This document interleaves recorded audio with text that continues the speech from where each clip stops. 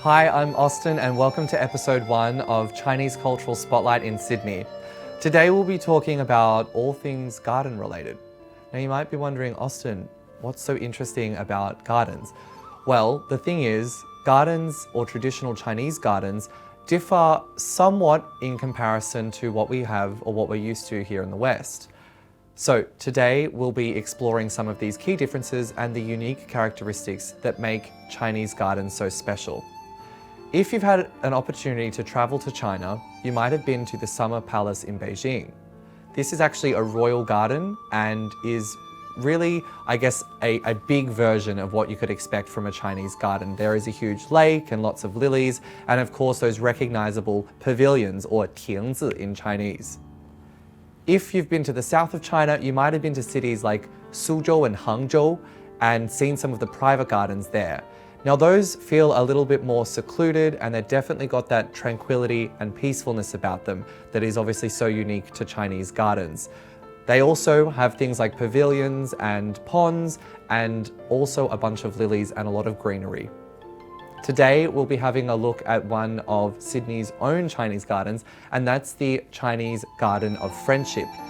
It'll be fantastic to sort of see these elements all together and also see how they combine different parts of Chinese culture all at once. So, let's go have a look. Here, right in the center of Sydney, we're able to experience a classic and traditional Chinese garden with all of the unique characteristics. And that is at the Chinese Garden of Friendship, right here in Darling Harbour. We can see the characteristics right from the outside. On that blue board says 一园, which means the Chinese Garden of Friendship. You can also see this pair of lions out the front, which are used to protect the family and the garden itself. And you'll also start to notice that pavilions in the back are starting to peek around. However, if you look through the entrance, you'll notice that we can't see much, and that's because of those garden walls. So let's jump in and keep exploring.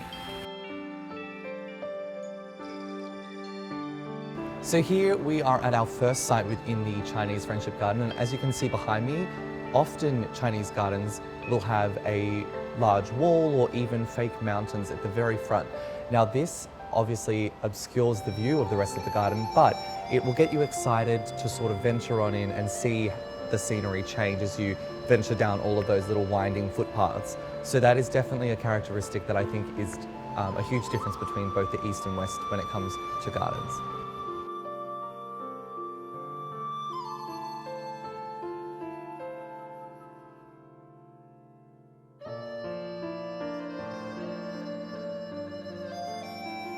Here we have come to the most exciting part of the garden in my opinion, and that is of course this really unique carved wall. Now this is actually a very common feature of many Chinese gardens, however what's not so common are the two large dragons in this one here. The reason being is because these types of dragons within a carved wall were traditionally reserved for majesty's purposes or within imperial gardens. And so the reason they're actually kept here is for a very special reason. And that is because here in this garden, they're used to commemorate a friendship between both the state of New South Wales here in Australia and also Guangdong province in China.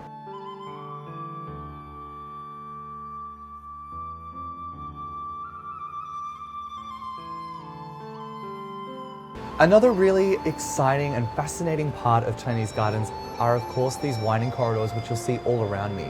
And in general, these won't ever really run straight throughout a garden because there's actually a saying in Chinese for this, and that is 曲径通幽, which means through these winding corridors, we end up at our beautiful destination with scenery and seclusion. And so that's something I find really interesting about these gardens.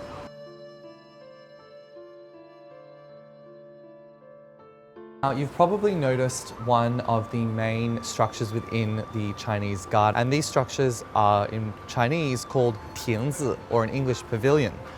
And the purpose of these is to provide visitors with a place to sit down and enjoy the beautiful scenery, while also being a place where you can enjoy tea or a discussion with friends or even listen to musical instruments.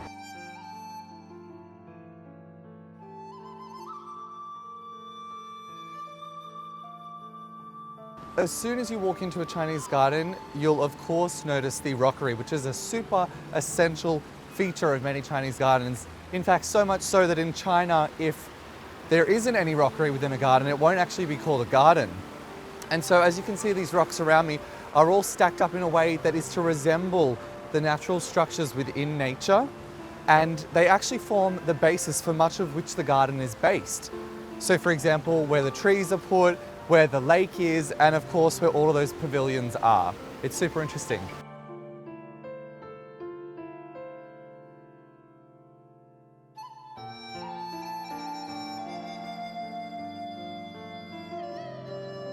Chinese gardens are of course known for their scenery and landscape, and we've already discussed a really important element of that, and that is the rockery. But in harmony with that, of course, is the water, which you can see behind me.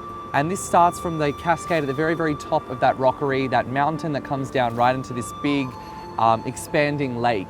And it's really what brings the whole garden to life. It is home to much of the life within the garden, including the lilies and the vegetation, and also those big koi fish that we see shimmering throughout the water every time you're visiting a Chinese garden.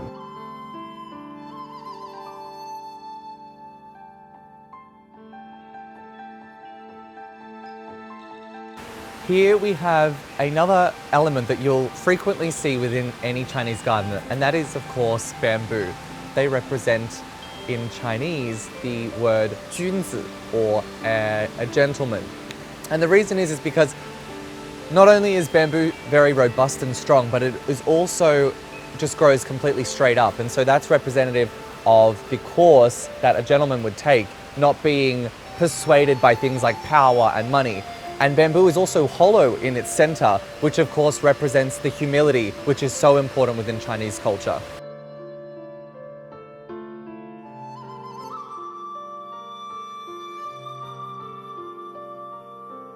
Chinese gardens are not just a fantastic scenic destination, but they also combine many different elements of Chinese culture. For example, Chinese philosophy of yin and yang is an important concept when designing the architecture of Chinese gardens, because it's important to make sure everything is in balance with the 5 elements, or 五行 in Chinese, including the wood, earth, fire, metal, and water, of course, with all of those elements that we saw today. Another thing that's taken into consideration is qi, or a life force, and the flow of this positive energy within the Chinese garden. So every element that we see and we've discussed today has been meticulously chosen by the designers to make sure that all of these forces come together in a positive and cohesive manner. So if you want to check it out, make sure you visit the Chinese Friendship Garden within Sydney, and you can experience this all for yourself.